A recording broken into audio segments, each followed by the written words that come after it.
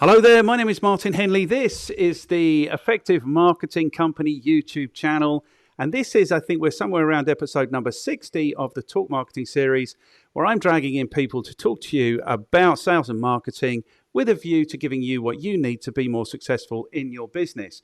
You could support me in this endeavor just simply by watching the video through, taking some value from it, implementing something that you might hear in the video, enjoying the success and sharing that in the comments below. And if you like, you comment, you share, that does the channel an enormous amount of good. So this, if you've spent a second here on this channel, you'll know this is all about giving you everything you need to be successful in your business. Now, today's guest has 10 years sales experience, going back to when he was an inside sales rep in the construction materials supply industry before progressing to regional sales manager. He is now owner and founder of the BD Learning Group, which is an education administration business, and also co-host of the Perspective podcast, which suggests that you should start a business, grow it, scale it, and leave a legacy. He was introduced to us by Kobi Simmat, who tells us that he is on a similar mission, gets it, and would want to talk about it. Today's guest is Mitch Harley. Hello, Mitch. How's it going? I am really well, thank you. How are you doing? I'm doing all right. Excellent. Doing my favorite thing, coffee and podcasting. Cool. That's really cool. It's really cool. I really like podcasting as well. It's only just dawned on me how cool this is. And this is the conversation we're going to have today, because your specialist subject today is going to be podcasting as a marketing mechanism. So I'm really excited about this. I mean, I've had now 60 of these conversations. I adore these conversations. They are delivering value for me. And I hope eventually, should YouTube shed some light on them for the world, that I couldn't possibly have imagined when I first started. So I know this is kind of the direction that we're going in. You're all the way in Canada. How's the mood in Canada now? It seems to have settled down. Canada was in all the headlines at the beginning of this year, and now it's not. Yeah, so it's I wouldn't say it's calmed down, but it's maybe a little less volatile at the moment. Okay. But as far as, let's say, I think in a political sense, everything in the world is in a little bit of upheaval right now, or a lot. But what really changed for people in Canada was, and I know they've experienced in those parts of the world, but people lost their jobs, and they lost faith in whether the corporate world or being an employee. There was a ton of people that started their own businesses in the past 3 years here in Canada, especially. And you're seeing that on a pretty major scale. And so you're seeing a lot of new people in the market with new businesses, and you're seeing a lot of different types of strategies coming out there. So as from an entrepreneur state or perspective, you're seeing a huge influx in the marketplace right now in Canada. Okay, that's cool and exciting. And it seems to me like there's no middle ground. It seems to me like it is small businesses versus the corporations. You know, there's very little in the way of a middle ground. And me, I'm 100% with the small businesses. The way I understand small businesses is that it's always small business that drives economies. You know, I see that corporations kind of extract a lot, but don't necessarily deliver a lot of value for their staff, for their environments, for their governments, you know. So for me, that's 100%. Maybe this is what Kobi meant when he said that we are on a similar mission. So I know that the theme of what you're doing is kind of entrepreneurialism. Good. Okay, good. Okay, cool. So you kind of know the drill. There's only 5 questions. So we are talking today about podcasting, which I'm really excited about. So the first question, how are you qualified to talk to us about podcasting as a marketing mechanism? Who do you work with? How do you add value to their lives? That might be who your audience is or who your guests are. The third question is, what was the third question? What's your recommendation for people who want to get into podcasting or get better at podcasting? Fourth question, what media should people be consuming? You've admitted you're not much of a reader. And the fifth question, if you have an enjoyable experience, or if you don't, I don't care. I expect you to throw 2 people under the bus that I can interview. So let's start then at the beginning. How are you qualified to talk to us about podcasting as like a marketing mechanism? So basically, we've ran our podcast. It's been just over 1 year, and we went in with the mission that we were going to help businesses. And what it ended up doing was promoting our own businesses. And what it ended up doing is opening opportunities for us to expand in ways that we never would have come up with on our own. So to have that journey in a short period of time and to open new networks that we would never have been able to tap into before, to me, experience or credibility to speak to people has nothing to do with longevity. It has everything to do with quality and how you use that time. So you could talk to someone who's been podcasting for 5, 6, 7 years and they haven't gotten anywhere.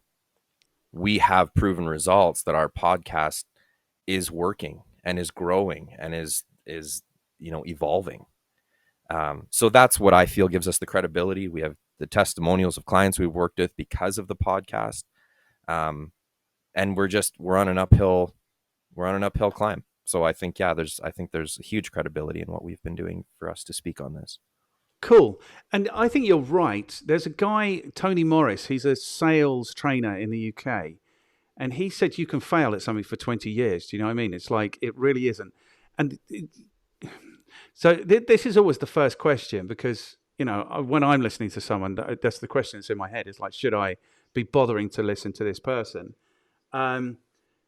So what's the point of that? The point of that is, like, everybody on average, people have 20 years experience in what they're doing. So there's more than 1,000 years already of experience in this series. But that's not the point. It's about success. Now, you haven't been doing it very long. I haven't been doing it very long. And the reason we're talking about it, really, we could probably talk more credulously about all the other stuff we've done before. But I think the reason we're talking about this today is because we haven't been doing it very long and we're already seeing huge benefits of this mechanism. And it's the thing that I'm most excited about and you're most excited about, and that's why we are.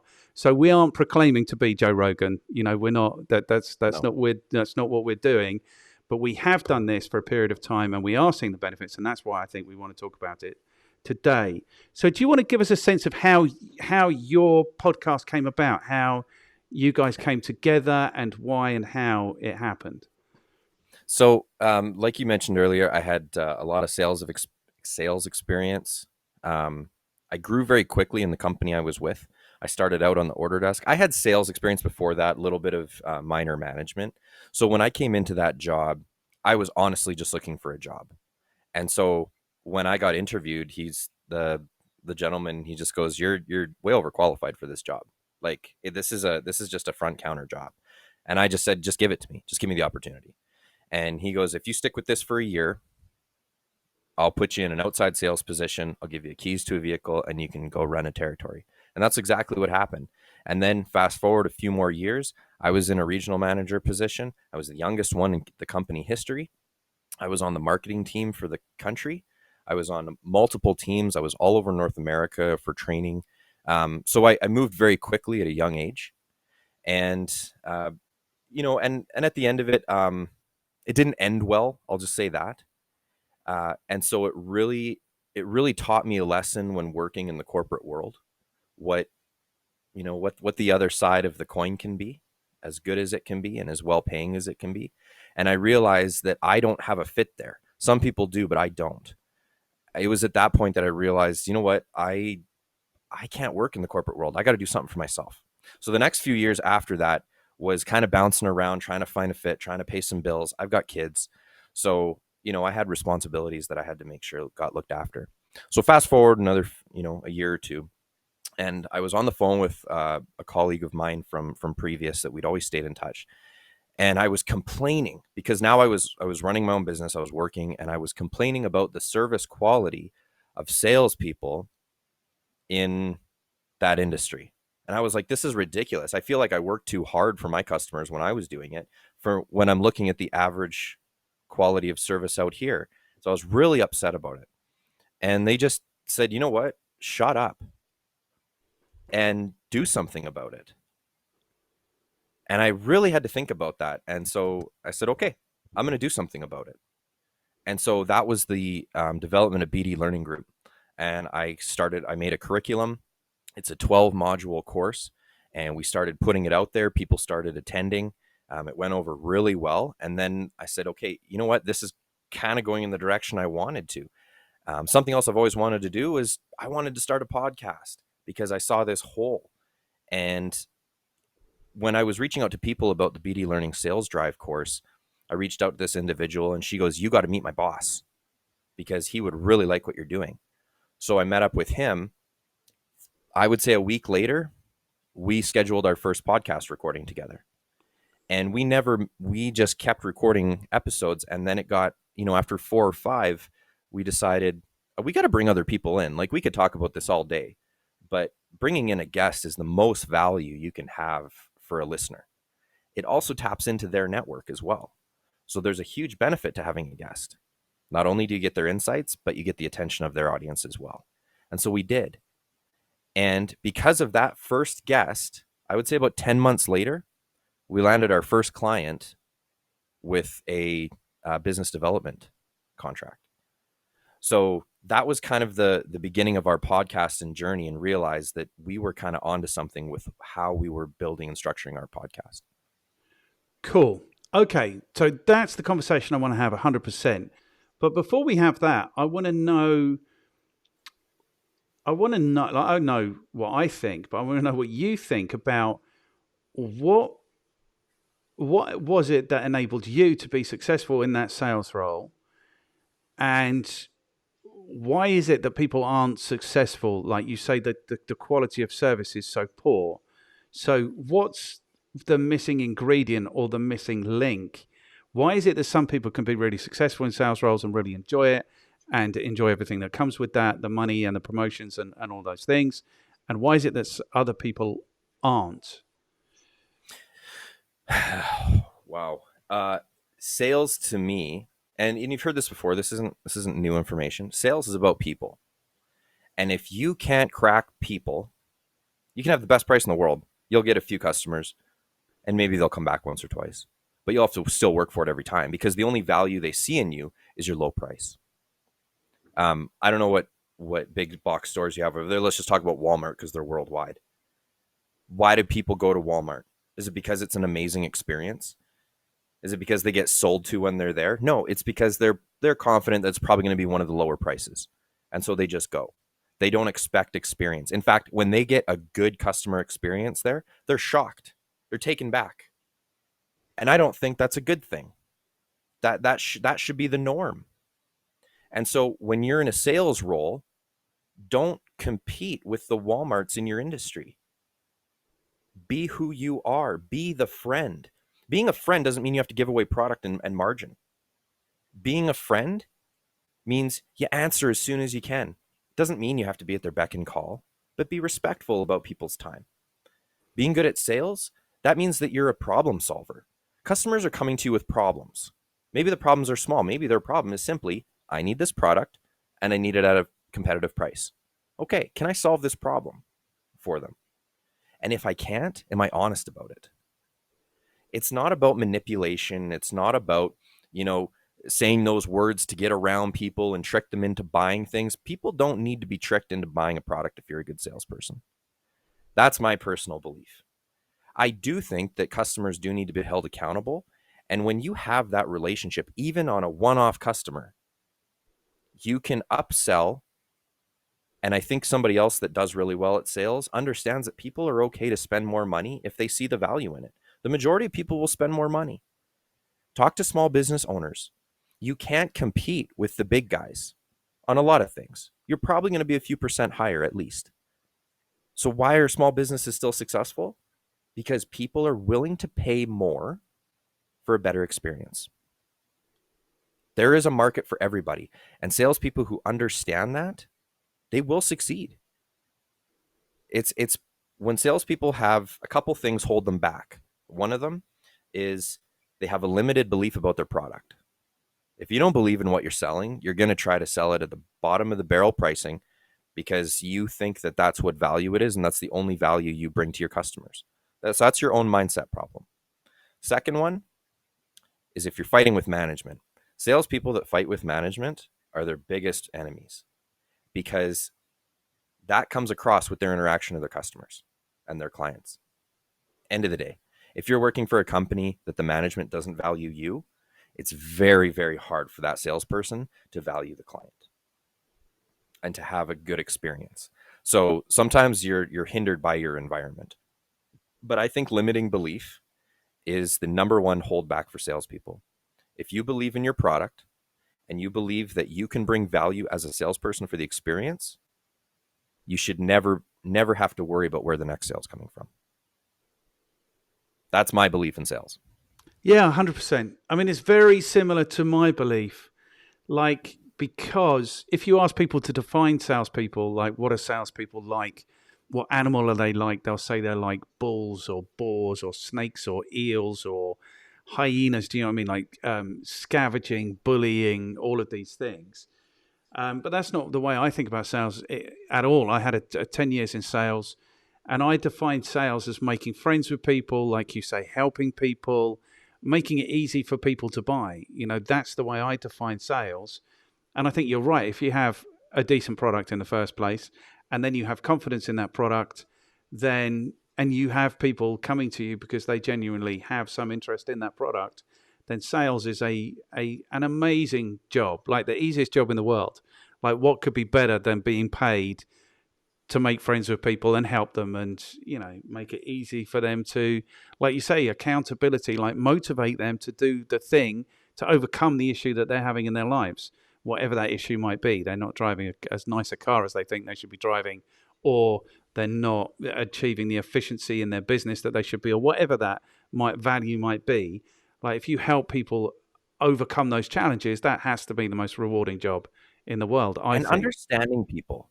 I think that's so overlooked in whether it's sales, management, marketing, any interaction with people. If people just took a simple, I don't want a course, whatever it is, or just investigate yourself. We have the internet. We can learn anything we want. Learn people's traits. There are simple things that I tend to oversimplify, but it has helped me share with other people how to interact better, whether that's with your client or your coworkers.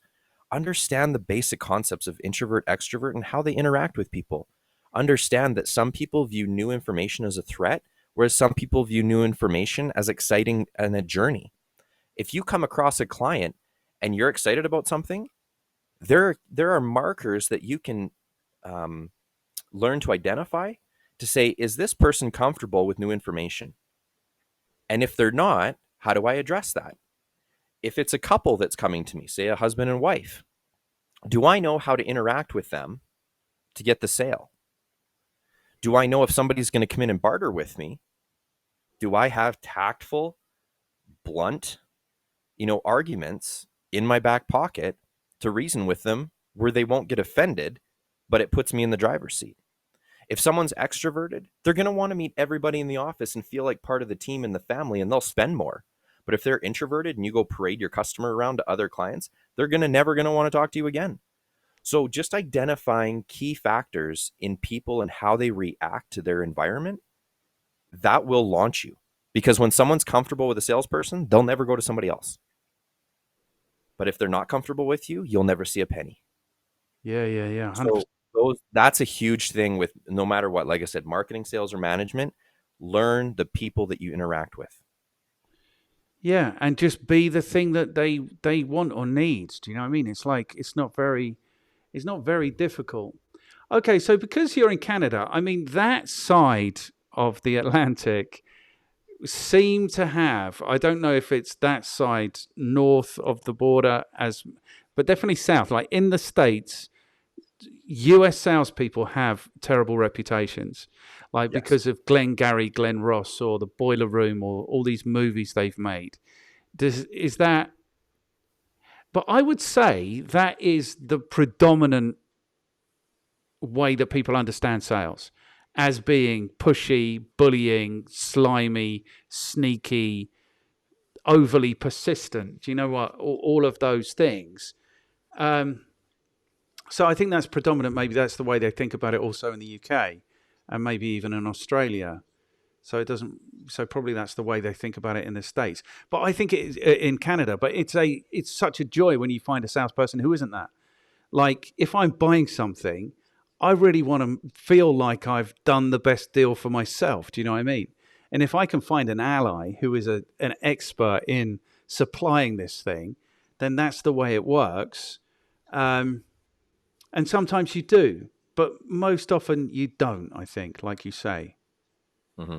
So it's that's a really good viewpoint when you've got the Glengarrys, out there, and we laugh about it. But the sad thing about the Glengarry analogy is a couple things, and I think there's a way to overcome this.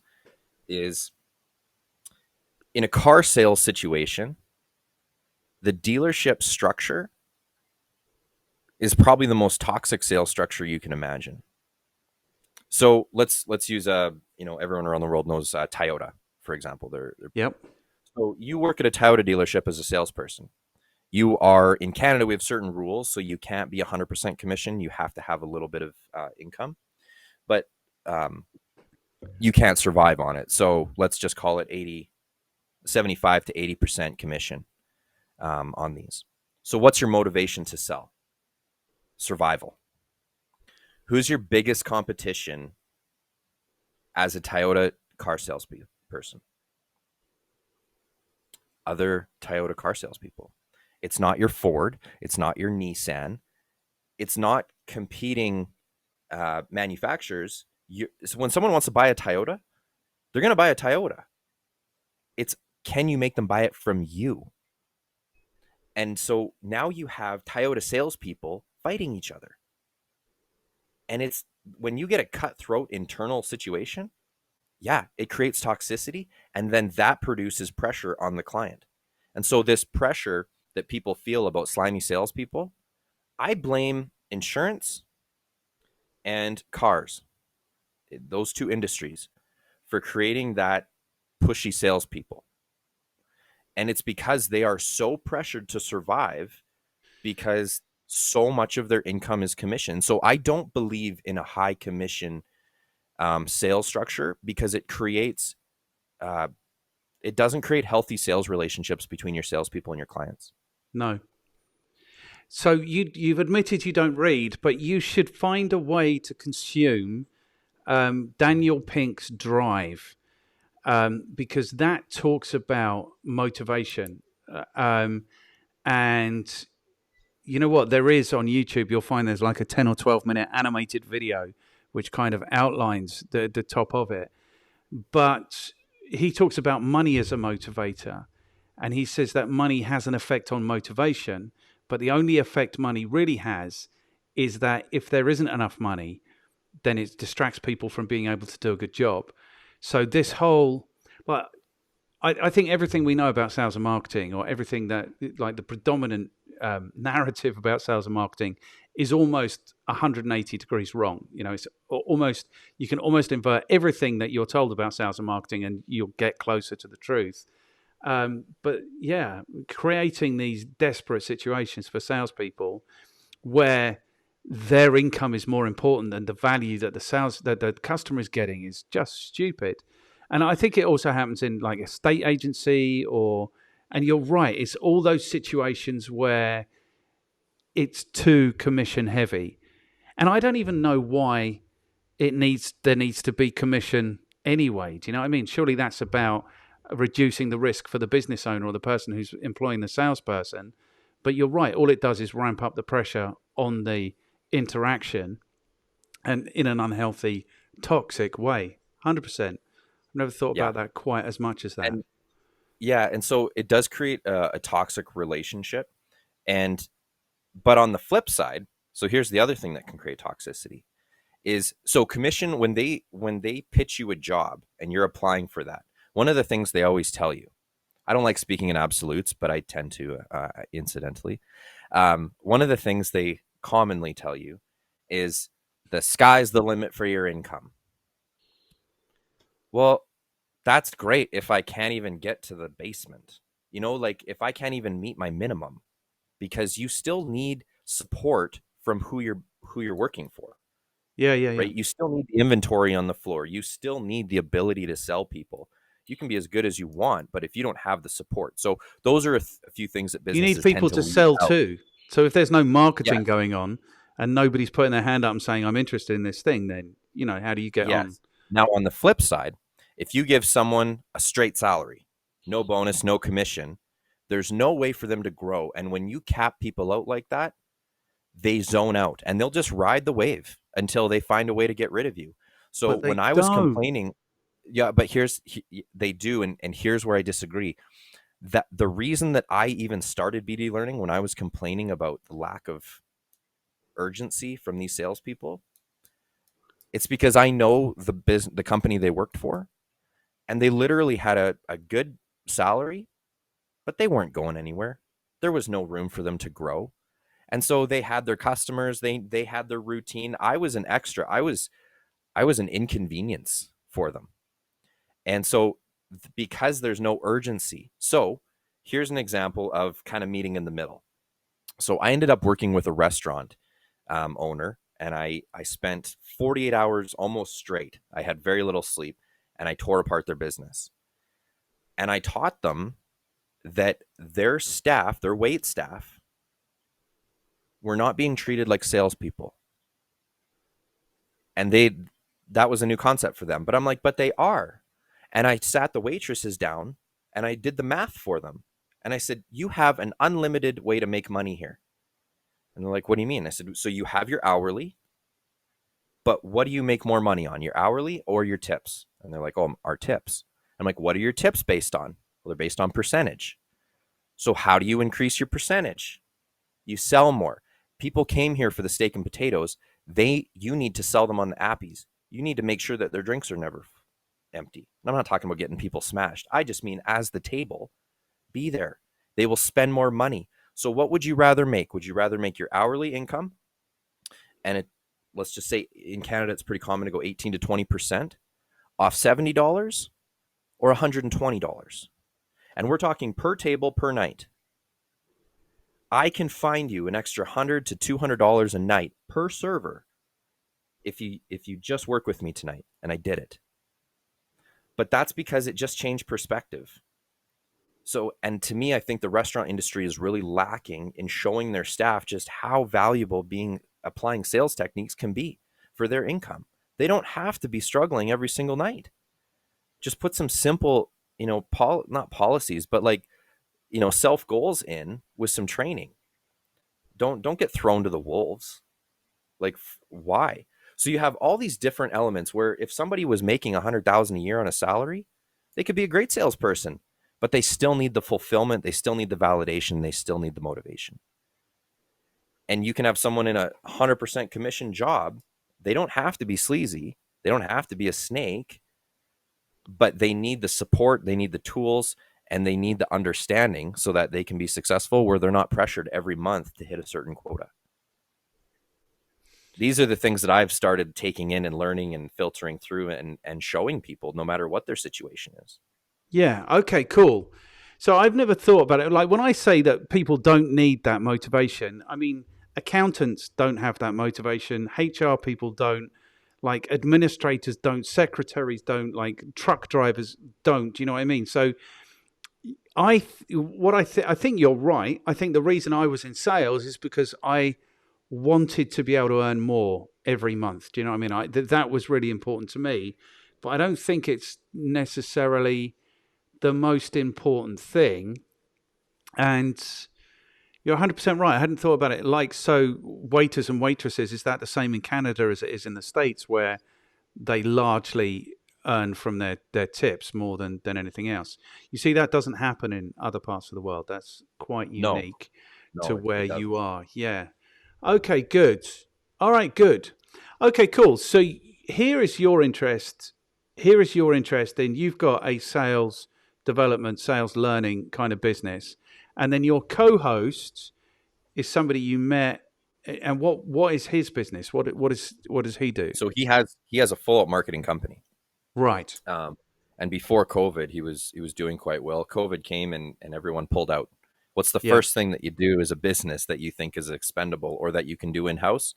Marketing. Yeah. It's it's a wrong philosophy, and I don't agree with it. But there's this misunderstanding that marketing is easy and that anyone can do it. Well, They're this a is dime a dozen. 100% what I mean. So this is another example. Like, look exactly the other way.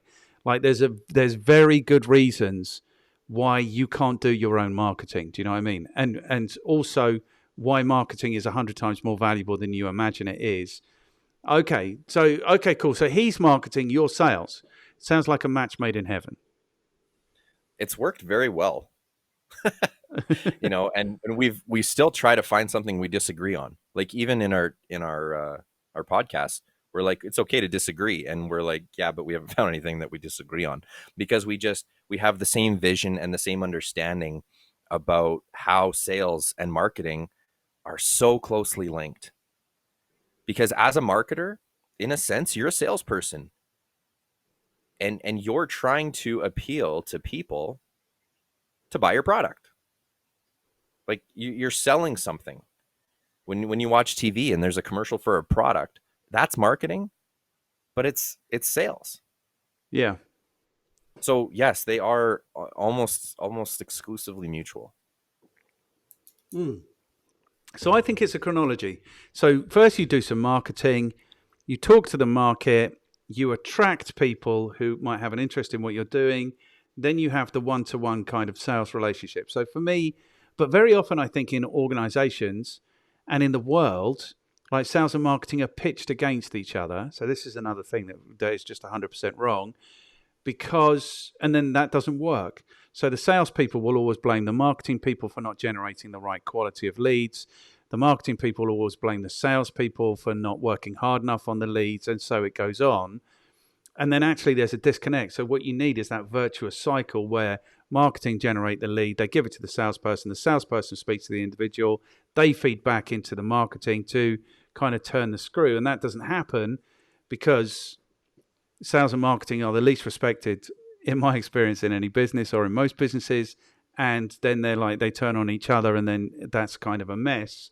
But not in this instance. In this instance, sales and marketing came together, you formed this holy union, and then you decided to start a podcast. So just because you both fancied it, was that what did you think the podcast was going to achieve on the way in? Man, not at all what I view now. My initial of the podcast was I just wanted to be this podcast celebrity. Okay. Like I'm going to be totally honest. So you wanted to be Joe And Rogan. I was going to be Joe Rogan of the entrepreneurs, and I was I didn't fully grasp the value of a podcast in a business sense. I viewed the podcast as almost personal branding Yeah. is what, because at that point the perspective, there was no brand. We had a logo, that was it. And so for us it was just pumping it out on social media. Like that was the goal. And that changed after about episode 2, because I realized that, man, we're onto something. Like our content maybe only has a few views at first, but I truly believe our content is valuable. And if we keep working at this, people will see it. And it was kind of from that point forward that I completely changed my view of the podcast. And I didn't care if we didn't have an audience like Joe Rogan. Yeah, it would be great down the road. Absolutely. I mean, that's the goal, right? But honestly, how many people are going to be at that level? Like that's like the 1% of the millions of podcasts out there. So I had to kind of change my view of what was I wanting to accomplish? What were we wanting to accomplish? And the fact is, if we could help even just a few entrepreneurs succeed in their mission, that was a win. And hopefully at some point it could be monetized. Now that changed in how we monetize things. Even that understanding completely changed. Because at first you're like, oh, I'm going to be a podcaster. I'm going to get a sponsor. I'm going to make all this money. We're going to have lots of views and I'll get paid from YouTube. Man, totally, not that it's wrong, but there's so much more value to a podcast, and there's different ways to monetize off it other than just your view count. And that's what we started learning was, okay, we've opened up kind of a different can of worms here. let's keep our podcast in, let's just say that where people can sample us for free. And we're going to start making products that help businesses and help entrepreneurs, help management, help leadership quality, personal development. And we're going to create these products over here. And the podcast is going to be our testimony. It's going to be our proof that you listen to the show, you're going to know that we know what we're talking about and that we're connected with the right people to bring you value with the other things we do. So that's where the podcast changed from being our, oh, we're going to make $1 million on YouTube, to no, the podcast is going to be our credibility. Okay, good. So to distill it down, I'm trying to remember like why I did. And I think part of it was so I've got a thing, so maybe I have a more limited perspective than you. I just want Google to pay me because I really don't like them very much. I think there'll be some kind of ironic beauty in them paying me. And then I've got like this, there's a sign here. So I've got this What the Fuck series thing that I'm supposed to be doing, which is like a marketing jargon. There's 23 of those in the world. They're really good. They get really good feedback, but it's me basically saying, this is the jargon. This is what you need to know about it. This is what you need to do. But they're kind of hard to produce. And so I kind of thought I'll put another stream in. And I've got people I haven't spoken to for ages. I've maybe never really had a meaningful conversation with about marketing. People that I might have been presenting with like 20 years ago, you know. So that's kind of where it started. But I think, and it hasn't, like, in terms of what I want to achieve, I don't know. If we can have a conversation like this, I think comparing journeys is useful. Is that cool? Yeah. Yeah. So I think that's what it was about. And then kind of, I thought if I speak to somebody for an hour and a bit and then I transcribe all of that, then I could have tens of thousands of words going on my website every week, and that might get more views, you know. So that's kind of how I was thinking about it. And I went kind of for like 10 episodes, like I spoke to 10 people, and it was kind of a mission getting hold of people and getting them to agree to do it. And the technology was an issue. And then I kind of did another 14 episodes. And so I got to 24, and now there's 60 done. I think this will be the 60th. There's 50, from tomorrow there will be 50 published. The point is, I think, is that the attraction is like that idea of celebrity and that idea of fame a little bit. And then the attraction is that idea of Google paying you maybe, or you could make a living like this. There is, like, for me, there was definitely a sense of this is an easier way to produce content which will be really useful for people than actually staging something. Do you know what I mean? Researching Right. and presenting something, and it might be more engaging. But what I'm finding is it's like the power of conversation is the power of it. So I've grown through these 60 episodes because I'm speaking to people about all of these different things, and I'm being enthused again. And I'm being, you know, so it's re-energizing me. I think the people I talk to feel like it's kind of counseling because I challenge them a little bit more than maybe they usually get challenged. And they have to really start thinking again about how they're doing and what they're doing. So before we talk about the benefit, the marketing benefit, like the networking, which is clearly powerful, the fact that you might get introduced to actual work, I think there's something. I don't know. I don't want to be too fluffy about it, but there's something empowering about just doing it, just having conversations about the things that you're interested in is really okay. So maybe empowering is not the word. Maybe the word is healthy. You know, maybe there is just something in the interaction which is really useful. What do you think? So here, right along those same lines. So here's what I came to realization. So I would say, we have 25 episodes released.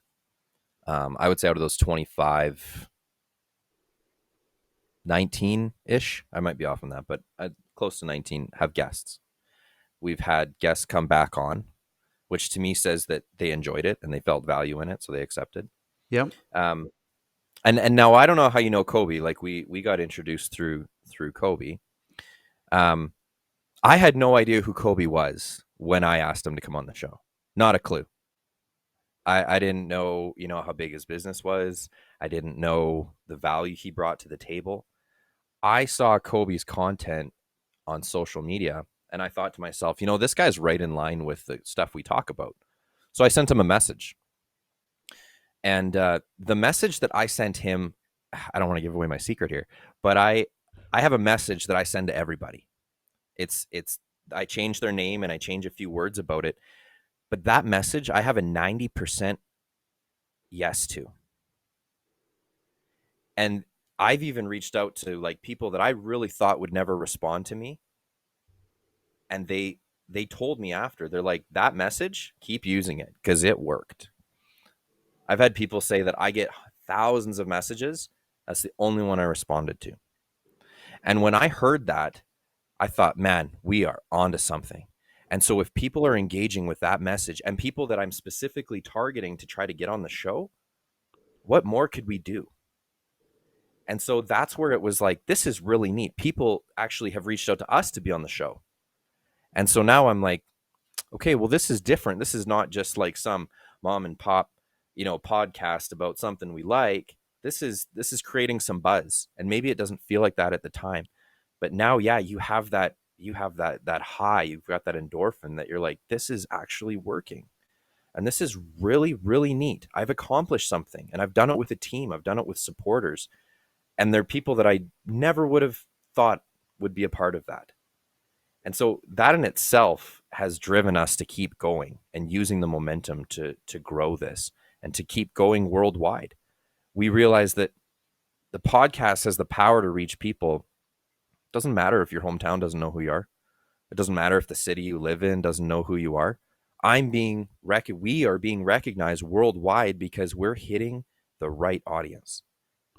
And that is very, very cool. And I think if you start a podcast, I don't know if you've experienced this, but when you talk to people, just whenever I talk to people all the time, doesn't matter where I am, I meet people and they're like, oh, what do you got going on? I'm like, well, I have a construction business and I do a podcast. Right away, their reaction every time, you have a podcast? What is it? That's really cool. Because everyone wants to do a podcast, but nobody has ever just pulled the trigger and tried it. You know that most podcasts fail after 180 days? After surviving 180 days, you have surpassed the majority of podcasters. That's a pretty interesting stat because people don't realize how much grit you got to have, how you got to be okay with having an episode come out and have no views.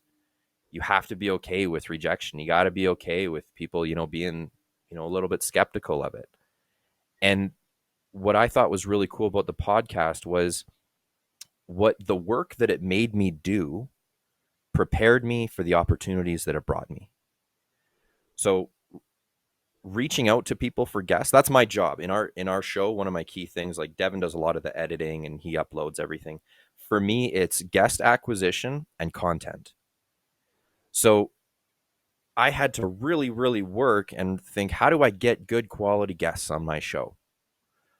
And when I had that, when we got them, we were so prepared when they started bringing us other opportunities because we had to put the work in the first place. So the podcast actually created a bit more of a work ethic in me in the direction that we needed to go to, really move our businesses to the next level.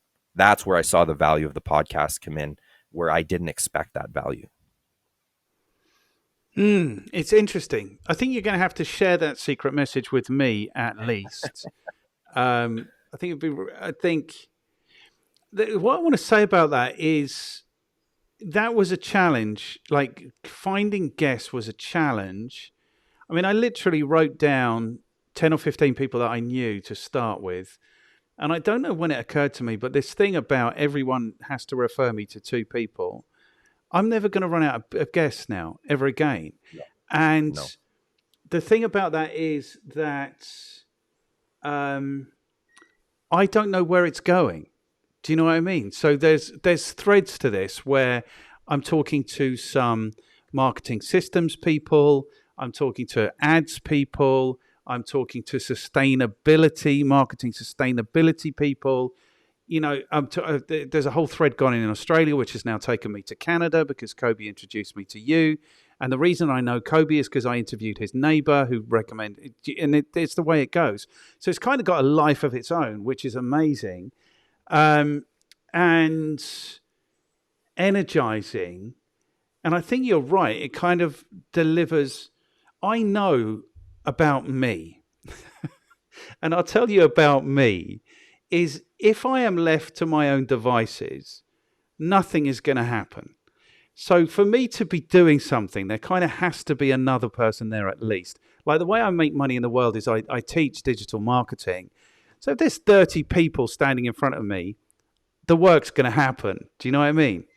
But if it's me sitting at my desk, the likelihood of that happening goes through the floor.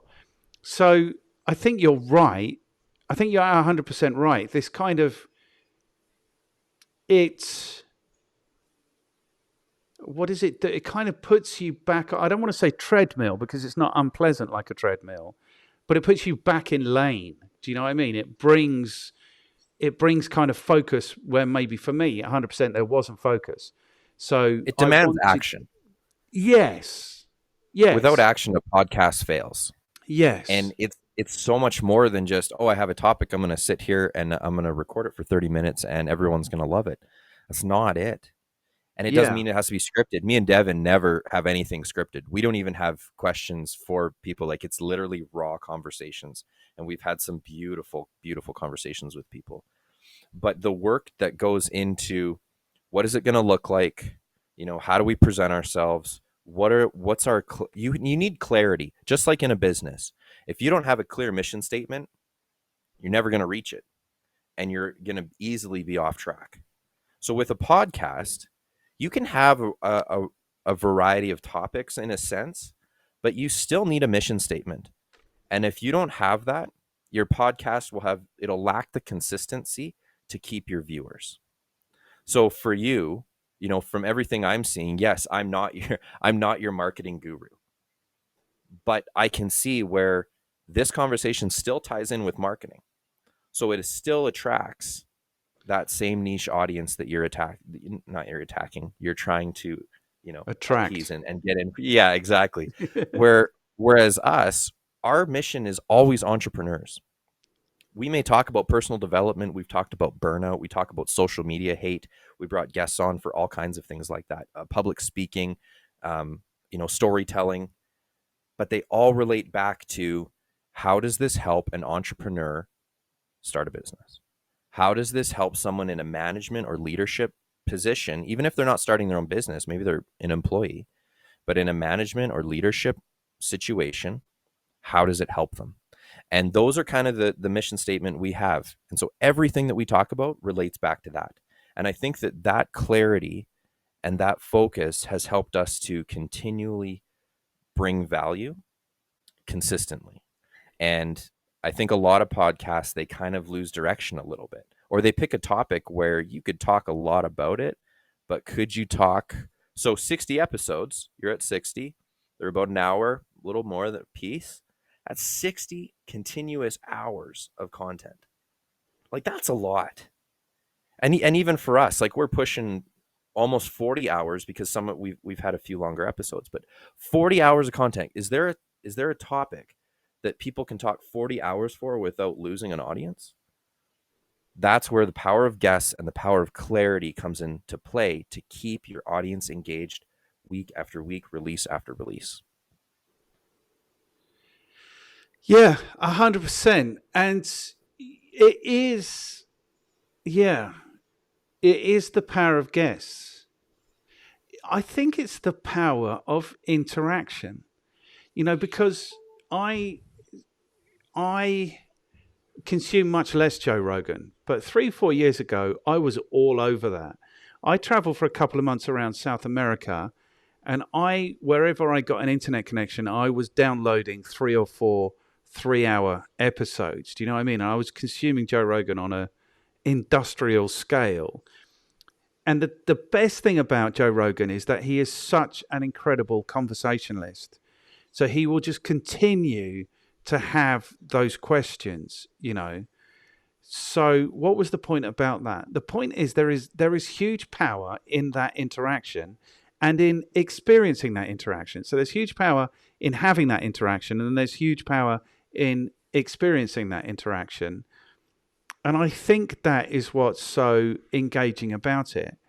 I mean, it feels like everyone's got a podcast, but then you're right, it feels like nobody has. So it feels like everyone has a conception of a podcast in their mind, but like you're right, not enough people, or not anywhere near as many people, actually push the button and do it and have it happening. You've got to be pretty good to run a podcast alone, because I've listened to podcasts where it's just one person going off on this topic, and they, you know, maybe once in a while they'll have a guest, but for the most part, it's just them. I'm sorry, but it's not engaging. Not for me, right? Maybe there's people that enjoy that, but it's not my jam. And the cool thing about Joe Rogan is, yes, he had a following prior podcast. He had a bit of celebrity cred to come over with him. And did that launch his podcast? Absolutely it did. You can't discredit that. But the reason people are continually engaged with him is because he's a great conversationalist, like you said, but he asks the right questions. He is a great interviewer.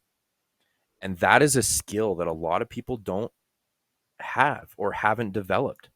There was another individual that was a great interviewer. It was on a Canadian show here. He interviewed artists and bands. And I thought from a person that interviews people, I was like, that by far is the best interviewer I've seen on TV, because he asks the right questions. Joe Rogan, he doesn't care if the answer that Elon Musk is going to give him, he agrees with or not. It's irrelevant, because it's the Joe Rogan show, but it's not the Joe Rogan opinion show. It's the Joe Rogan show. Who does he have on today, and what is he going to ask them? That's why Joe Rogan is so successful right now. Another great podcast that interviews people kind of in the celebrity world is Steve-O from Jackass. Yeah. Steve-O's podcast is great because he goes into it wanting to learn about that person. The audience knows who Steve-O is. They know his background and they think is funny, but they don't listen to the show because of Steve-O. They listen to the show because who he has on. So those two celebrity creds who could hold a podcast by themselves still use the power of interviewing guests to engage an audience. So if you can't take a lesson from that, you're missing the point. You are missing the point. And I think there's something about that, is that you're not the most interesting person. Even if you are really interesting, like you say, you're not going to keep people engaged for 60 hours. And I think there's something also in what you're saying about you can't agree. It doesn't matter if you agree with the answer or not. The point is that this person is giving you the answer, and the answer is different than something that you might have come up with, you know, and the guest is the expert. And going back to, I'm not sure if we said it, people want to talk. I've invited, if there's 60 episodes, I've invited 70 people.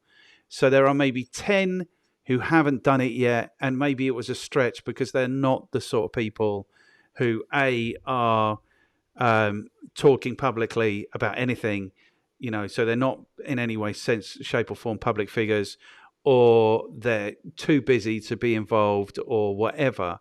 But if there's 60 episodes, I've invited 70 people.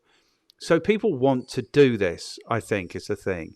And I think people want to do it because they want to talk about their thing. But also, I think there's something in this idea of engagement.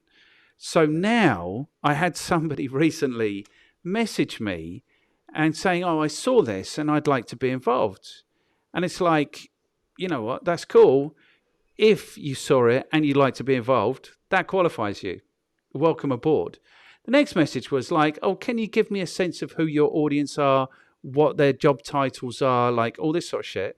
And I just messaged back saying, yeah, no, I don't think this is for you. Do you know what I mean? So don't come into my life and start creating work for me. Do you know what I mean? Like, you wanted to do it. You saw the value of it. And now you're asking questions. And actually the answers to some of those questions don't exist in the world. Do you know what I mean? So ask me to draw God.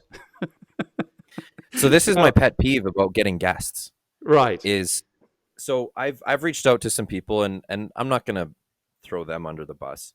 Um, but let's just call them higher level podcasters, larger followings.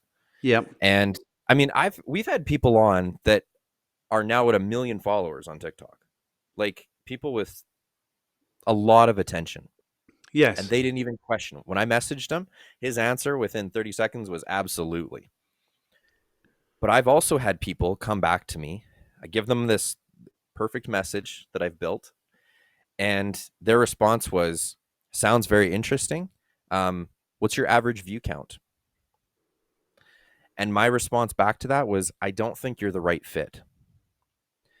Because if you want to get out there and you want exposure, everyone needs a big break, right? I don't care who you are. A podcast, you want to get there, you need that one guest that has a following that pushes you out. Like you just do. Or organically, it's going to take a long time. So for somebody to not want to be on the show without even looking at your value that you bring, without looking at what you can do for them, they're only looking at your view count.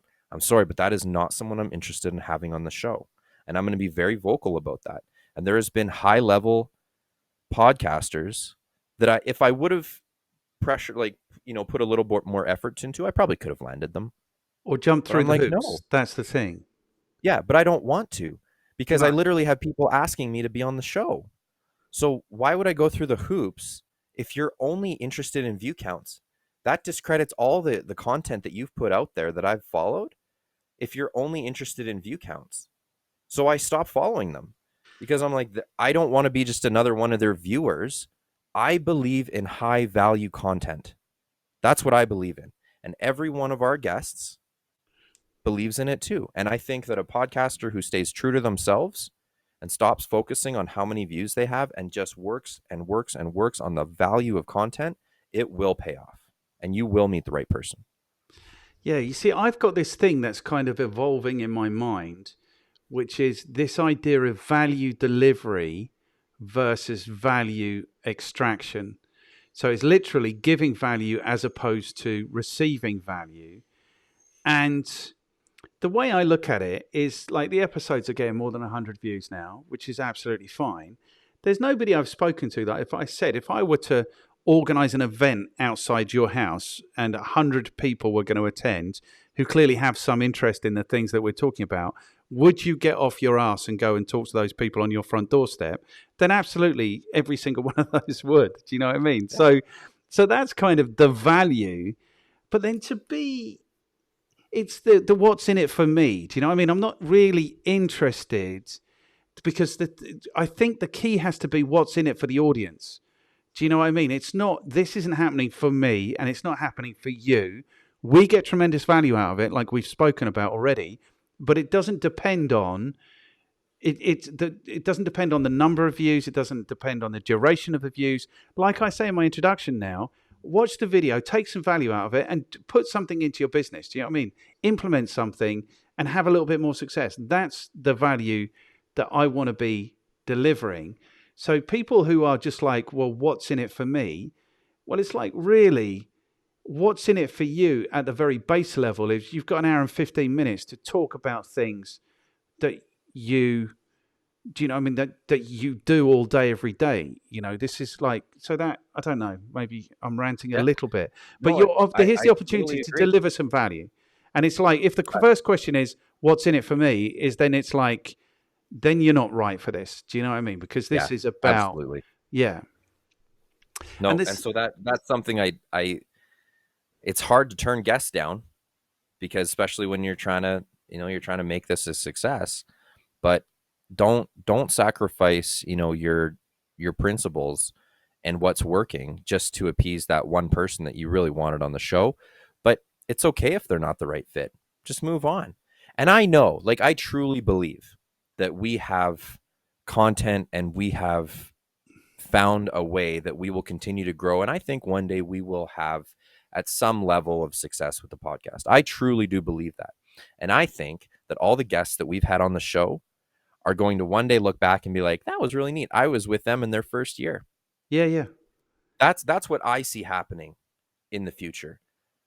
And you know what? Even if nothing happens, let's say something terrible happens and we have to shut this thing down. You know what? We got to network with them, and that was Yes. very, very cool to meet people from around the world. Yeah. I think that's amazing. Okay, cool. Let's come back to that.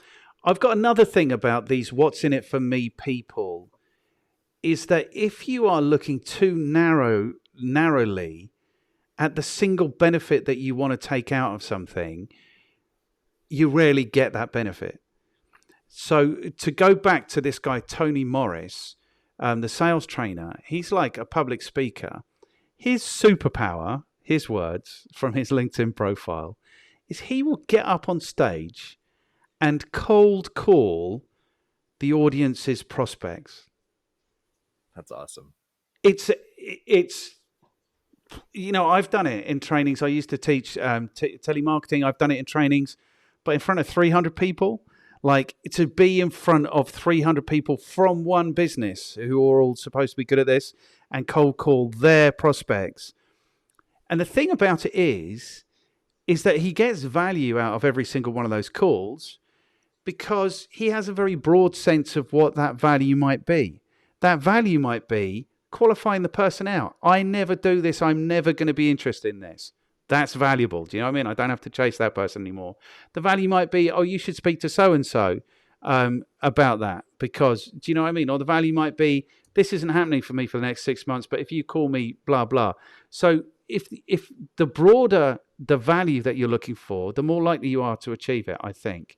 And the problem with those people who are obsessed, this is going to be an hour of my time, I need X, Y, and Z, or else it's not useful, that's too specific to be,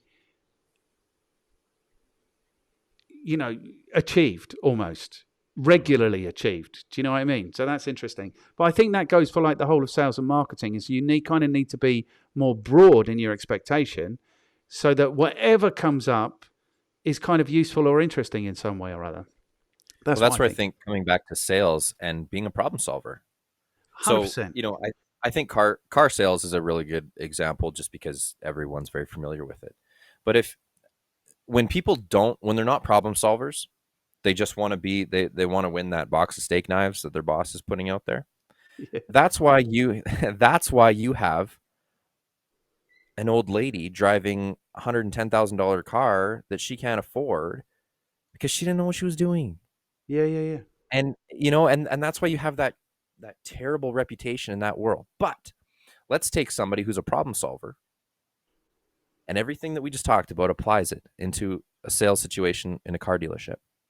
And a family walks in. Well, first instinct, they need a van or an SUV. So you're showing them the SUVs and they're following you around. They're nice people. And you turn around and say, do any of these, is there anything particular that you liked about them? Or maybe there's something that was missing in here? And their response goes, well, actually, we have a van. We need a truck to haul a trailer. Okay, well, let's do that. Yeah, So yeah. then they take them over to the trucks. Well, this truck hauls a trailer. But if you ask them, what kind of trailer do you have? Right? And so when you start asking questions to get to know the person, well, now you can problem solve for them and you can get them into the vehicle that they actually need, not the vehicle you think they need. And when you find out the vehicle that they actually need based on their problem that they're facing, well, guess what? You're going to get them into a situation that they're extremely comfortable with. And guess who they're going to come back to? And guess who they're going to tell their friends to buy a vehicle from? And guess who's going to get the upgrade? Because you're going to show them a vehicle that works perfectly for them. And then they're going to say, you know what? Maybe we do want this extra feature.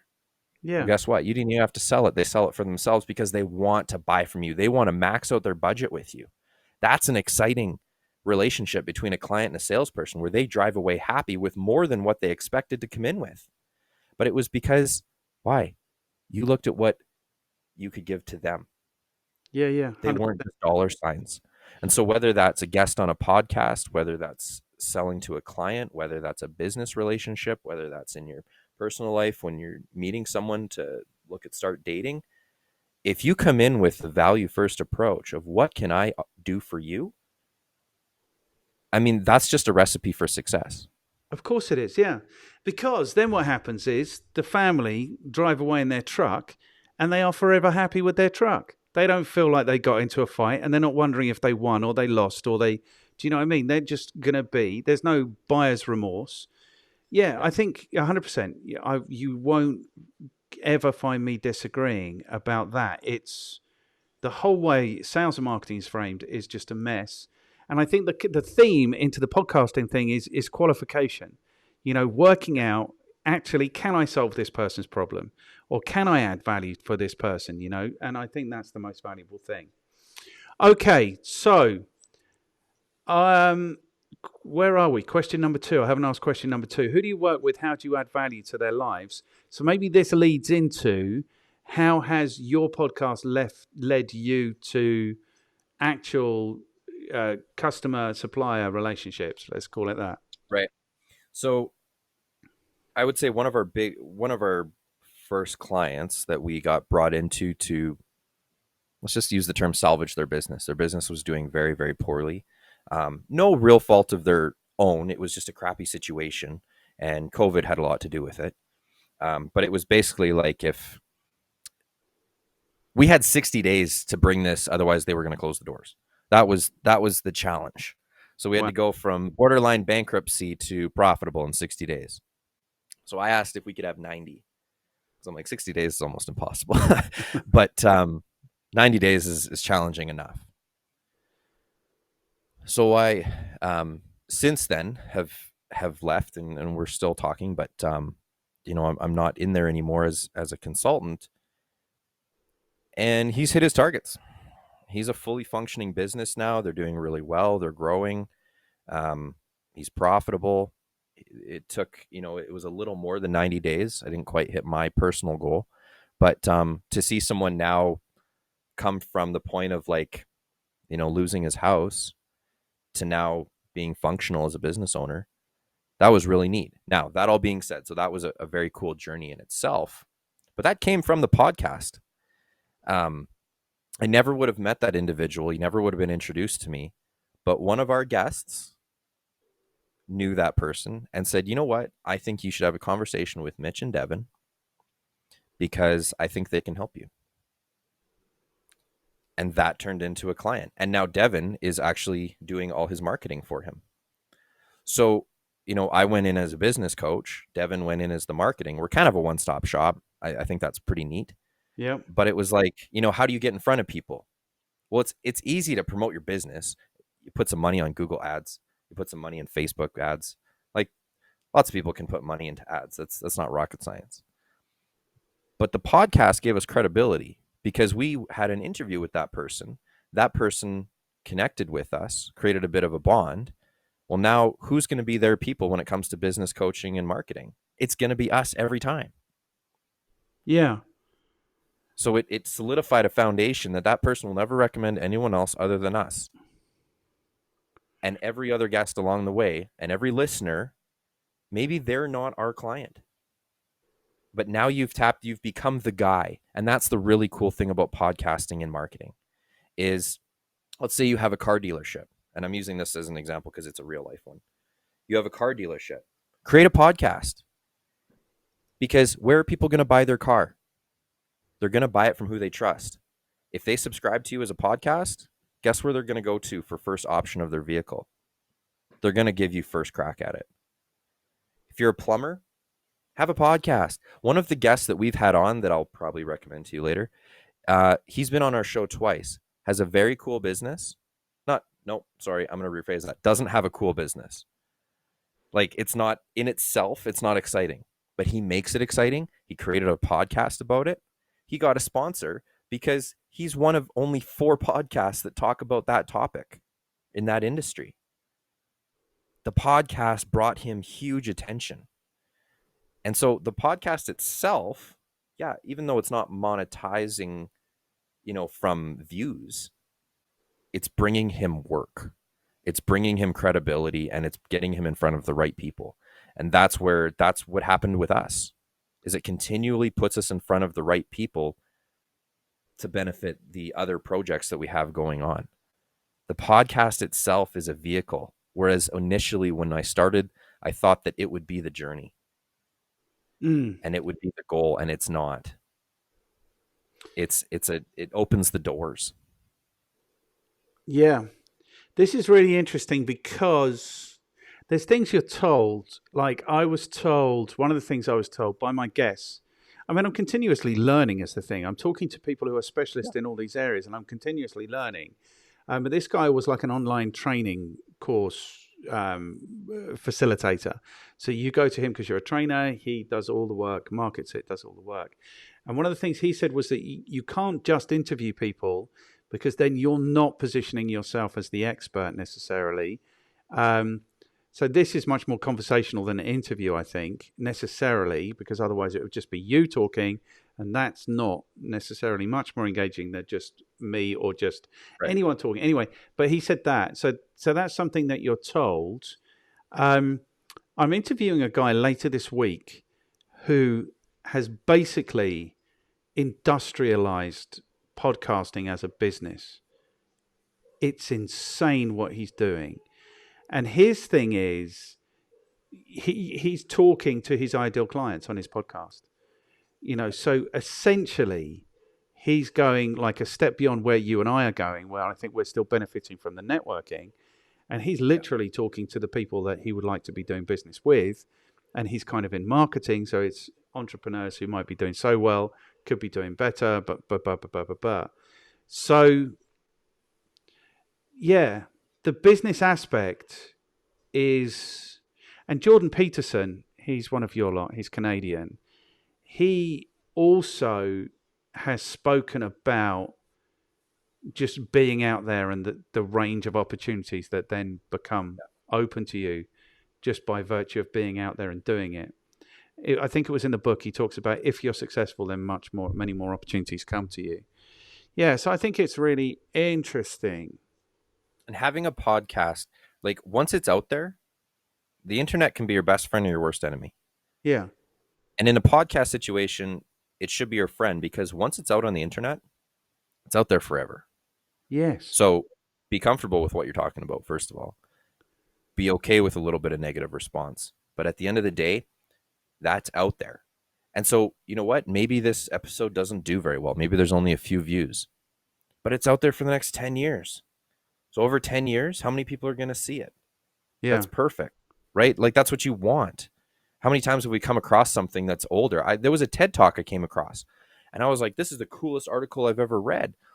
And I wanted to reach out to the girl. She's not even at TED Talk anymore, but I reached out to her anyway. What had happened if after not getting many views, she deleted that article? So Yeah. that's where I think, view counts are almost irrelevant initially. It's about getting exposure.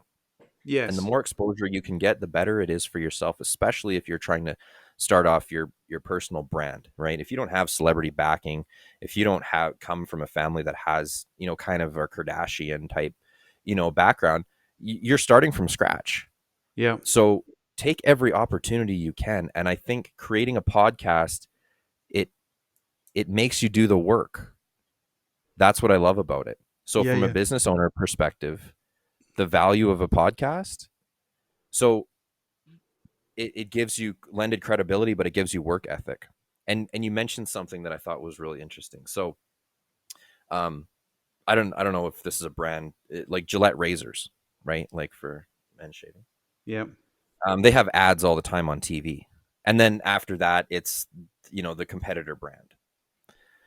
With those two advertisements, is there any lended credibility of which one you would pick? We both shave, obviously. Yeah. So how do we pick our razor? Well, two things. Either who has the prettier advertisement and packaging, or who's recommended. We still go off a recommendation. Yes. And if we don't like the razor we bought, we ask somebody, we ask our buddies, what do you shave with? Like, this is crazy. It's killing my face. So that lended credibility is what we still look for as consumers. And the podcast gives us the lended credibility for ourselves. Yes. We create our own lended credibility. And so as a business owner, you want to know what I do? You want to know if my business coaching is worthwhile? Look at my 40 hours of content. Go spend some time. Go to one of my social media pages and look at the highlights. Yeah. And if you like that, that's just a taste. That's the teaser. So I've kind of like the podcast has done the marketing for us. Now we just have to get it in front of people. Yeah, yeah, yeah. So that's the next step. It's already done. You don't need pretty ads.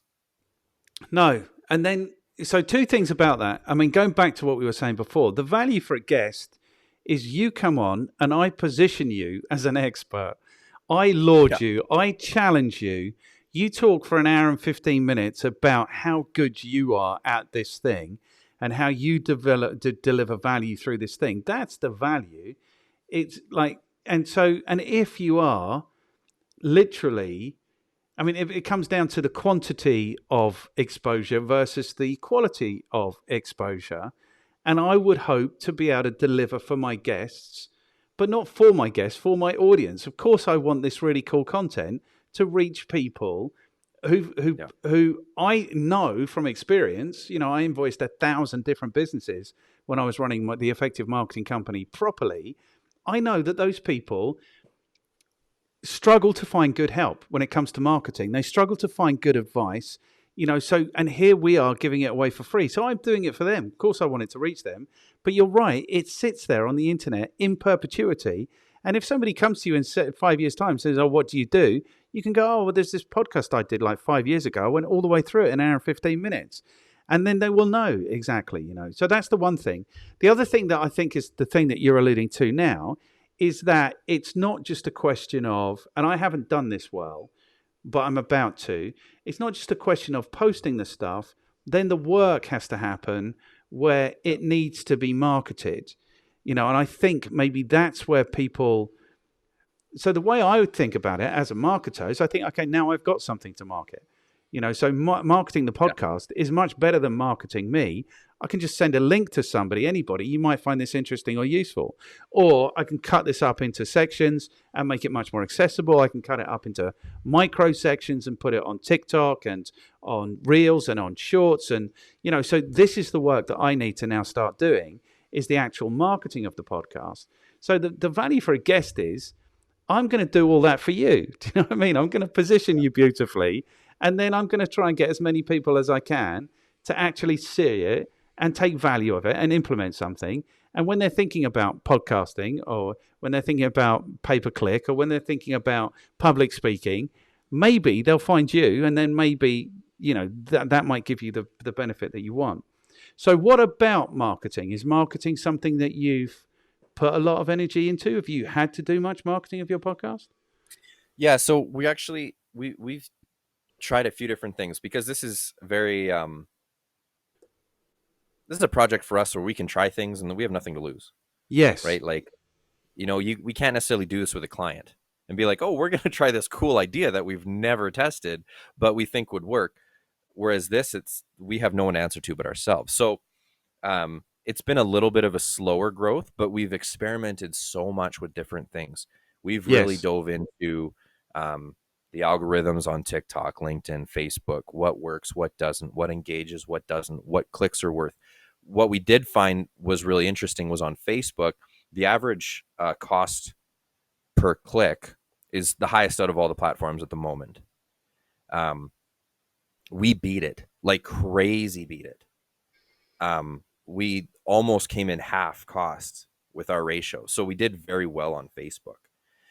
TikTok, they all have their own, you know, personalities. So we're really trying to learn this, and this will benefit us when, you know, we jump into our next client, or even with Devin's current clients. It's going to benefit that knowledge and understanding to those ones. So Yeah. that's where the marketing part of it has kind of been an experiment and maybe a little bit slower of a growth, but we're okay with that from the data we're getting. I think Yeah. any marketer, the higher value, the more data you have, the higher value you are as a marketer. And Yes. I think data collection is very underrated in a lot of situations, because I think a lot of people view marketing as just social media management, and Yeah. it's not. It's understanding who you're trying to get in front of and bringing them the value so that they take action.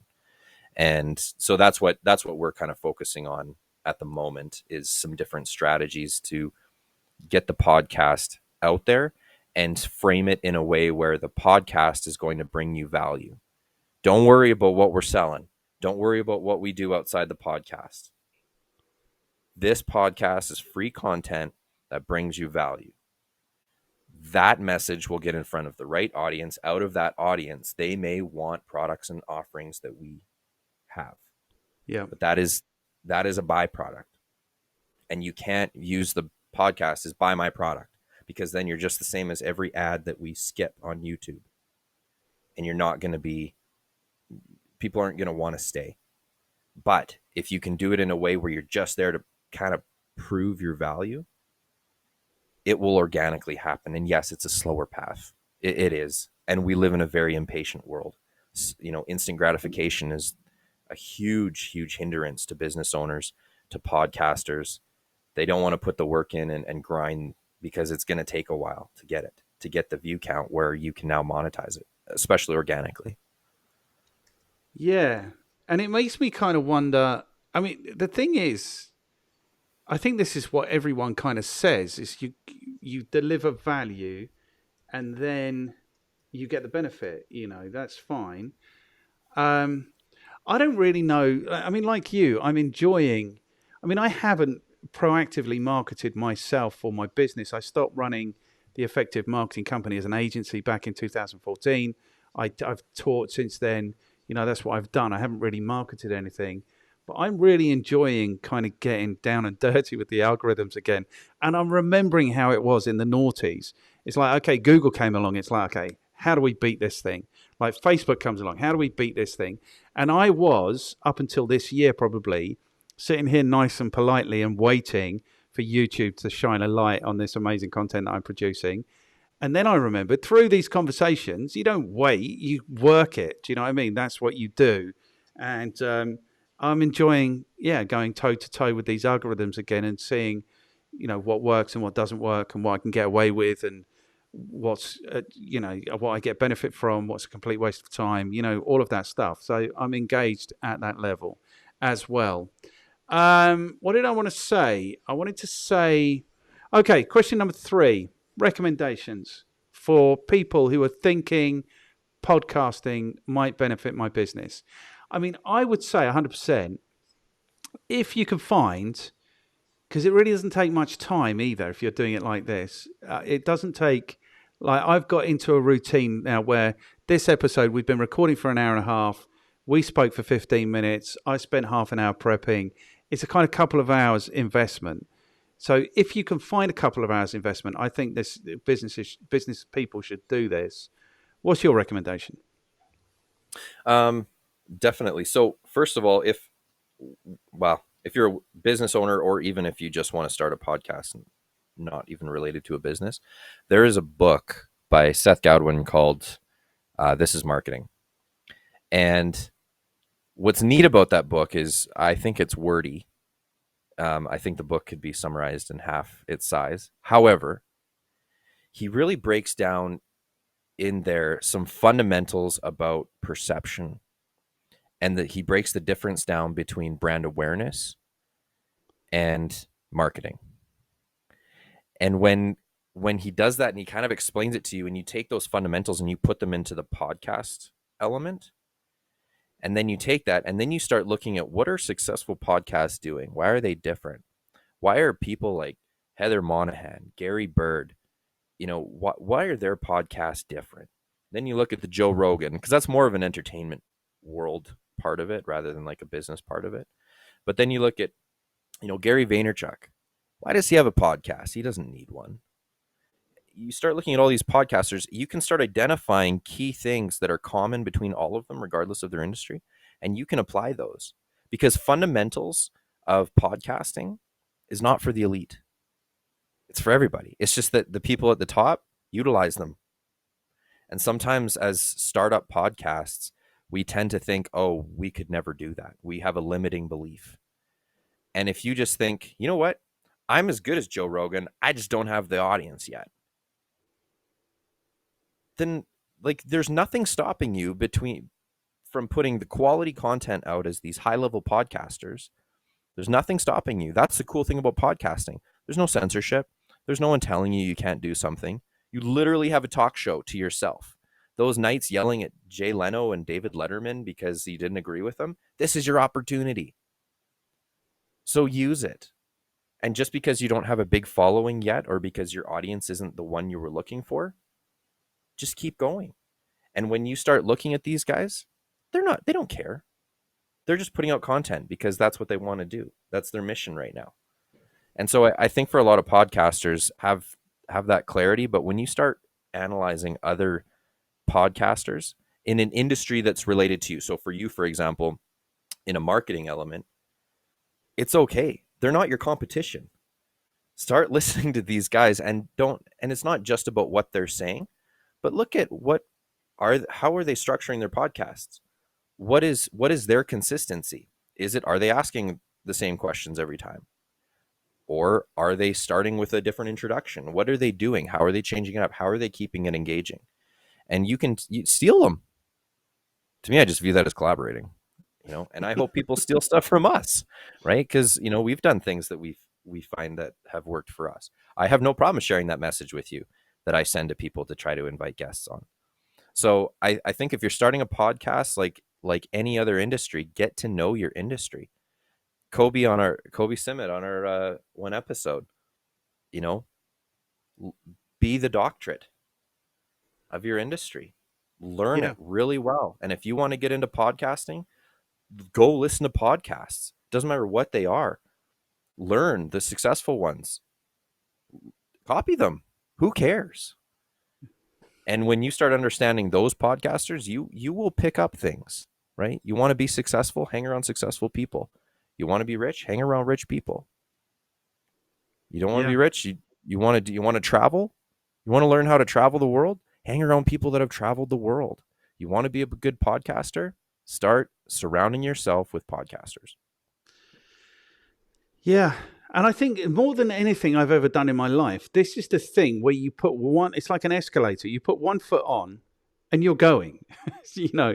and like there's been phases where it could have stalled because I didn't get around to inviting people, or I ran out of guests or whatever before I realized that, I should be getting people to refer people. But this, more than anything, this is like a fairground ride. Like you put one step on and you are going. So I think more than anything else, you just have to do it. And the barrier to entry is non-existent. Like we all have Zoom. It costs like $10 a month. And it's awful. You will get bored of it really quite quickly, and you'll start looking for other things, and you'll use the wrong things, and you'll do. But I think just starting is all you need to do, because then the momentum will carry you, and it is so much fun. It's ridiculous how much fun it Podcasting is. is like riding a bike, Yeah. right? You have to keep pedaling to Yep. go places. But look at what people have accomplished on bikes, Yeah. right? Like you got Tour de France. That's a high level cyclist. But you could also just, bike around your block. But if you ever stop pedaling, you can coast for a little bit, but eventually you'll stop. Yes. And so the podcast, you need to keep putting the work into. You need to keep pedaling. You need to keep showing up the things that are working. And you know what? There are going to be times where you kind of stall out and you fall over. And those are the episodes that you look back and you say, yeah, you know what? Maybe that wasn't the episode I'm going to recommend to people watch for our first one, because it wasn't as good as what I would have liked. But I mean, talk to any movie actor and ask if every movie they made was their favorite. Some of the top producing movie actors, they had movies that they probably wish they never did, but they Yeah. took Yeah. the gig. And to me, wanting that every single episode is, your number one rock star, it's just not going to happen. Famous bands, they have songs that they wish they never did. Yeah. Like, not every, no matter who it is, whether it's Prince, the Beatles, like not every song they made was a number one hit. So stop setting the bar too high for yourself and just be consistently show up. And I think that's where the podcaster, sometimes we set the bar too high for ourselves. Oh, this episode didn't do as well as I preconceived. Well, why? Why did you set that standard for yourself? Why didn't you just focus on showing up? Yeah. Because that's where people are going to stay engaged.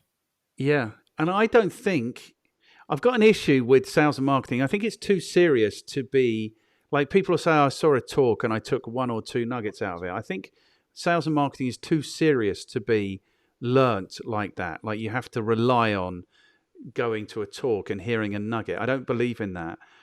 So, but I think the way people consume content now is they will have something running in the background all day while it's going on. Do you know what I mean? And they'll be half listening, and that's fine. But there will be dynamite in these conversations. So when we break them down, that's where the good bits are. And so I think it's like, I interviewed a copywriter, of course I did. He's like, you spend 30% researching, 30% writing, 30% editing. So this is, what is this? This is the research and the writing, and it's the edit, so this is the best way to produce content. That's kind of what I want to say. So not everything in here is going to be amazingly entertaining or useful or interesting, but parts of it are. And so, yeah, it's like sifting for gold. There will be gold in here. Shit, that's nuggets. I don't believe in that. I don't want people to think that. Not nuggets. There is really interesting, useful stuff in here, and it can be distilled. We're a distillery. That's what we're going to be. Okay, good. So you're not a reader. Question number 4, what should people read? But then you refer to book, so you obviously do some reading. What content should people be consuming, in your opinion? There's a podcast by a couple of Canadian guys about sales and marketing that I've heard is all right. Yeah, there's talking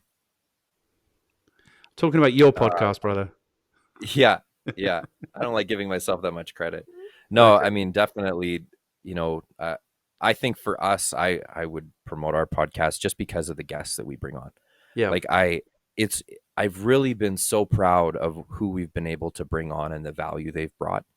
So that's definitely, yeah, of course. But I mean, you always have to be learning. You always got to keep filling yourself up so that you can give to others, right? Yes. And so, I like Jordan Peterson. So here's something I would like to say when it comes to bringing in content. So I follow kind of the big dogs, your Grant Cardones, your Brad Lees, your Gary V's, your Tony Robbins. I follow all those guys.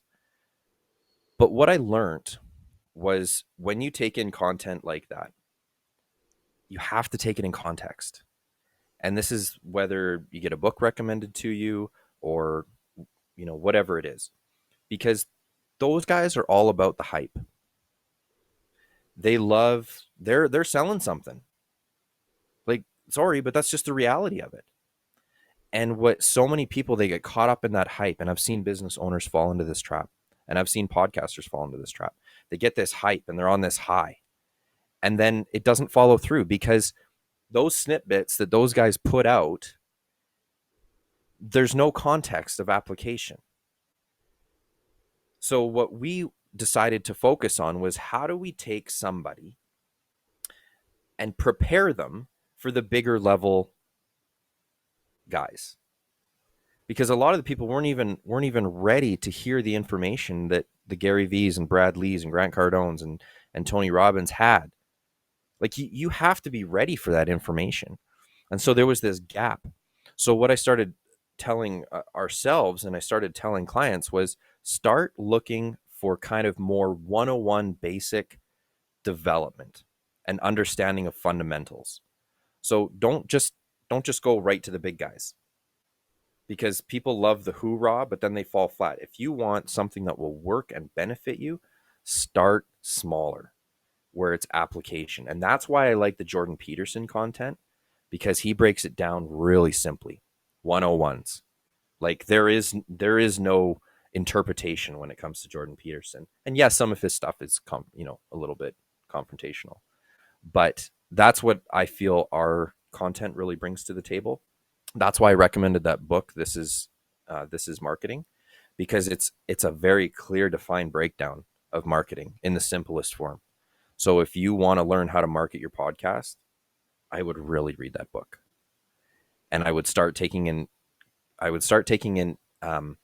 content on social media of people who give application rather than just hype. I'm going to go back to Kobi Simmat. I am a huge supporter of that guy because everything he puts out on LinkedIn, Facebook, TikTok, I love it because there's application to it. His polls on LinkedIn are so valuable because no matter who you are, it's relatable. And I feel like just focusing on the celebrity world can be unrelatable sometimes. So that's what I encourage people to, when if they want to fill themselves with content, make sure it's relatable content. Cool. Really cool. I don't like Gary Vaynerchuk. I don't like him. I think he's the enemy. I think he's riding a tsunami of. I think he's successful because of for the same reason that the Kardashians are successful, because he's famous. And I think people use him because he's famous. And I think you're right. I did a reaction recently with a friend of mine. He did a 35 minutes of marketing strategy you can implement in your business immediately. What I learned from that is Gary Vaynerchuk has no idea what marketing strategy is. And so what's interesting or useful, because of exactly what you're saying, there is no application. So because they say you can use immediately, the only thing you could do from this video is his recommendation was spend $6,000 a month on LinkedIn. Now, I don't, yeah. Anyway, so I don't, well, you're right. The issue is application.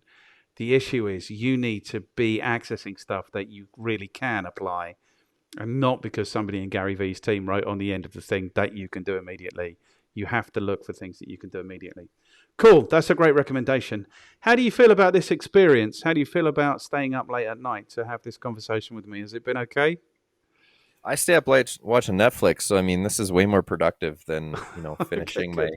my series. No, this has been amazing, and for a few reasons. One is for the past year, I've been searching for guests, and Yeah. that's what I do day in and day out. I search. People think I'm on social media all the time. I am on social media, but it's not because I'm just perusing through, cat videos.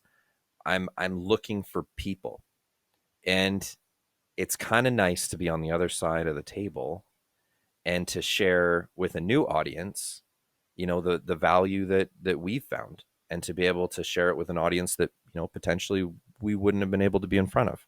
So I think that's really, really a neat experience in itself. And I think that the content in this, not from myself, but even just the conversation with you, I think is an A plus content. I love the perspectives. And that's why we call our show The Perspective, is because every guest has a different perspective. And Yeah. it's not about arguing it. It's about getting the more information you can take in, the better equipped you are to solve problems.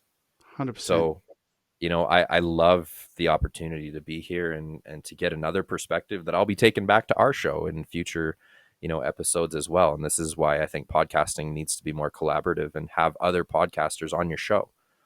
And I think this is a really good example of that. So even going back to talking to people who are starting podcasts, interview other podcasters, Yeah, yeah. like bring them in, because the insights they'll bring, some of the best insights I've had have been from guests, and I use it all the time. So this is a neat one to be on the other side of the table. I really appreciate it. Super cool. And I've given you the answer. You don't have to be looking for guests all the time anymore. Get every tech guest to refer you to two guests. I love that. I love Yeah, that. seriously. I mean, if that's what you're spending most of your time doing, you are very welcome. I've just given you all of that time back. Awesome. Okay, so that's what you have to do now. You have to throw a couple of people under the bus. Who do you think might enjoy or endure to have this conversation with me, and most importantly, deliver some value to my audience?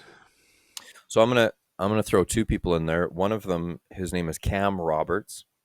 He owns a business called Stripe. No, that's his podcast. Is Stripe It? It's laser line painting. We've had him on a few times, and what I think is really cool and why he would be such a great fit for this show is because he started a business from nothing. And if you watch the first episode with him, he kind of explains the story. It was a workplace accident that left him at home, and he was like, "What am I going to do?" And so he just went for it. And so you want to hear about a guy who understands business and marketing and how to grow a business, like, and be calculated about it. And he's so fun and very new age. There's no rigidity there. He's up for learning. He loves collaborating. So I think he's somebody that would be a great fit for this show. And when it comes to more of a marketing conversation, maybe necessarily than we had, but more of the in-depth, breakdown of marketing in itself, I'm going to throw my co-host in there. Like, I think you got to have a talk with Devin, Okay. because we did an episode with somebody else that is a really good marketer down in Texas. And maybe I'll throw three people under the bus because you should probably talk to Mike. But um, I just kind of sat quiet, and Devin felt bad because after the show, he was like, you didn't say much. And I'm like, that, man, you guys were on another page. Like I was definitely the third wheel, and that's okay. That's completely okay. But when they got talking about marketing, like, man, it was just an explosion. And I learned so much from listening to that conversation. So I think Devin is definitely somebody that you should connect with. Fantastic. And the Mike guy, who is the Mike guy? Are you going to throw him under So the bus Mike, as well? let's throw him under the bus. I'll give you an extra bonus one. So he has a company in Texas called Alpha Marketing, and very cool story as well. We had him and we had his wife on another episode. She has a very cool perspective on marketing as well, and yeah, they're just very neat and very. So we actually had her on about social media hate and how to deal with haters, because she takes a lot of abuse on social media, and Mike is very just experimental with marketing. Like if there's something new and exciting, he's in on it, and he's not scared to try new things. He's very raw, and so I appreciate Mike. So, but there are people for sure that I think you might want to at least connect with and see if they have something that would bring some value, because they brought huge value for us. Super cool. Okay, so that's what I need you to do, is set up some kind of introduction, either like on LinkedIn or email or whatever. And if you can do that, then I will pick up the ball from there. And this is exciting for me because it's been UK, it's been Australia, and I've been looking for a way to get across. You might be my bridge across the Atlantic to get There you go. some of those US Canadian type perspectives. That would be really cool. You're an absolute legend, man. Thank you so much. I've thoroughly enjoyed this conversation. And I'm really energized by what I'm doing on mine. And it's really energizing to engage with someone else who's having a similar experience, right now. And so I'm really glad that Kobi put us in touch. I think this has been a really cool conversation. Absolutely. No, I appreciate being invited on. Cool.